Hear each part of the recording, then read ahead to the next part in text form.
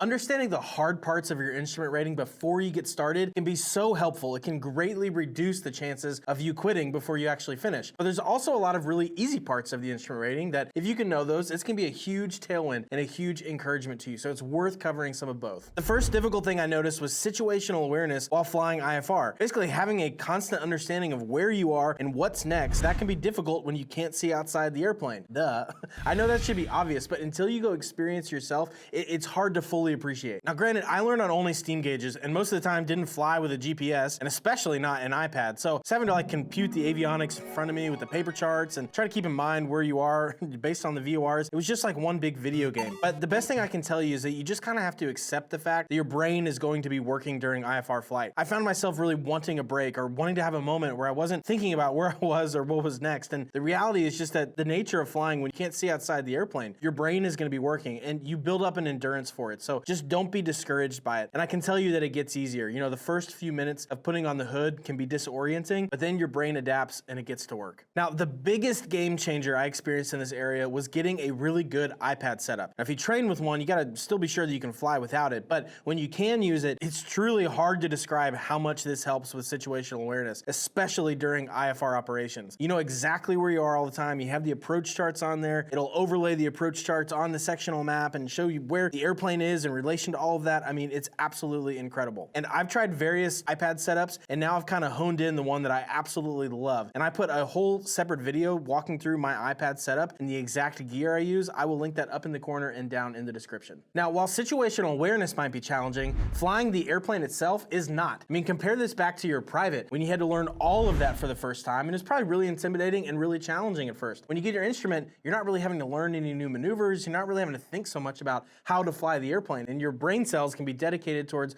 learning the regulations, the procedures, the situational awareness, but you're not having to really think too much about actually how to fly the airplane. And that is a huge tailwind. Another challenge of the instrument rating is the volume of material you need to know. But I have two awesome product recommendations here that I genuinely, it's not just I believe, I know it will make this significantly easier. The first is a tabbed FAR aim. You're gonna need a FAR aim for your training because it has all the recent regulations and things, but it also has a ton of information that you never will need to know. But I recently have gotten to know a company that actually pre-tabs the FAR aim based on your specific license or rating that you're working on. Now, there's a sneaky little page in the front of the FAR aim that has a suggested study list based on if you're getting your private, your instrument, commercial, etc. And so this company goes through, looks at that suggested study list, and then puts tabs and markers next to all of that content, specifically based on what rating you're working on. So you have what you need to know like right in front of you. And so it's a game changer because it takes the amount of information in the FAR aim from just like a sea of information down to an addressable amount of information. I have it myself.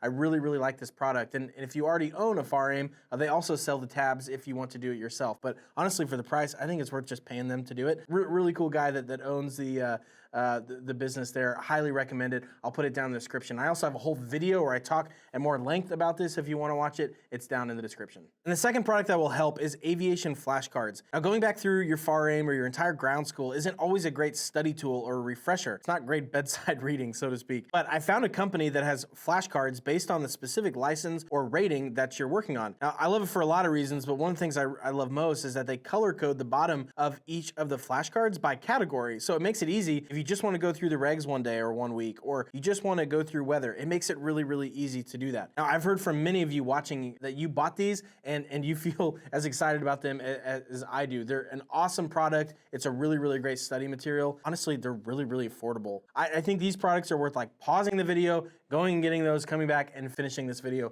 They're that good. I believe in them that much. Another easy thing about the instrument rating is talking to air traffic control. Now compare this back to your private. You remember how intimidating and challenging talking to air traffic control or even just talking on the radio at non-towered airports? Remember how intimidating that was? So luckily you've got that under your belt by the time you go get your instrument rating. And so while there is some new terminology to learn, it is significantly easier than during your private. Now that being said, there are actually two situations that really threw me for a loop when I was getting my instrument rating, but the rest of talking to air traffic control is super easy. So let's just knock out those two situations now so that it won't be a challenge for you and that ATC will be one of the easiest parts of your instrument rating. The first is when getting your IFR clearance. Now this is similar to getting VFR flight following on the ground, but with more info. And sometimes the controllers like to see how fast they can possibly read the English language. Now you'll probably learn the acronym CRAFT, which stands for Clearance Limit, Route, Altitude, Frequency, and Transponder. transponder. That's definitely helpful because that's the order in which you'll receive this information, but it can still be a ton to write down, especially when they're talking 100 miles an hour. But what I do to help that a ton is I file my flight plan in ForeFlight, and then ForeFlight will send you an email with your expected route of flight. This is huge. This is really important. I will write down that expected clearance or that expected route of flight into my craft clearance, and then I basically have most of it already filled out. And then when I get my clearance, I just underline the info if it agrees with the expected routing when they rattle it off, and then I just write in any additional info like frequencies or transponders that I can't know before the flight. So that way you're not scrambling to write stuff down as fast as you can. Most of it's just confirming what you've already written down. A second confusing radio call was getting cleared for approaches. You'll be flying along and then they'll tell you, Skyline 6 Delta Foxtrot, you're 3 miles from Jarrett, turn left heading 180, maintain 2000 until established, you're cleared RNAV 15 approach into Addison. Now for the first 30 times hearing this, I completely panicked. You know, I feel proficient on the radio, but even this felt like a lot of information. But then I heard from a controller that this clearance is always PTAC, position, turn, altitude, clearance. And this simplified it a ton for me. I don't need to read back the position. I should already know where I am. I should be expecting a turn to intercept the final approach course. The altitude is probably the one I'm already on, which also coincides with the altitude on the approach plate. And I know I'm going to be flying that approach that I've already requested, so I should be expecting the clearance. So really the only net new info should be the heading assignment and maybe the altitude if it's different than the one I'm currently at. But other than that, it's all stuff that I can expect. And this made the radio call way less intimidating to me, so I hope that helps you too. Another challenge about the instrument rating is the duration of it. Getting another 40 hours of flight training can take a while, and it's kind of similar in scope to getting your private all over again. Now, luckily, bad weather days and time of day are no longer restrictions for you. Like, remember during your private when, oh, hey, the weather is bad today, it's foggy, or it's, you know, it's gloomy, we can't fly. Well, in instrument flying, those are the best days because you get to still fly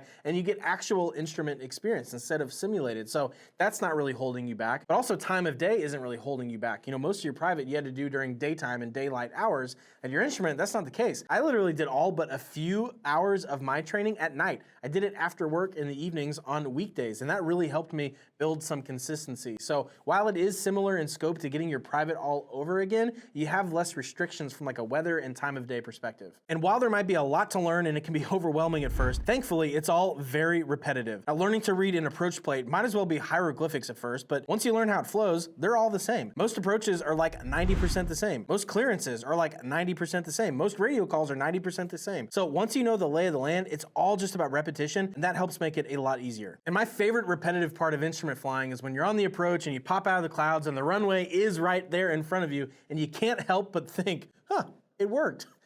Just try not to tell your passengers that.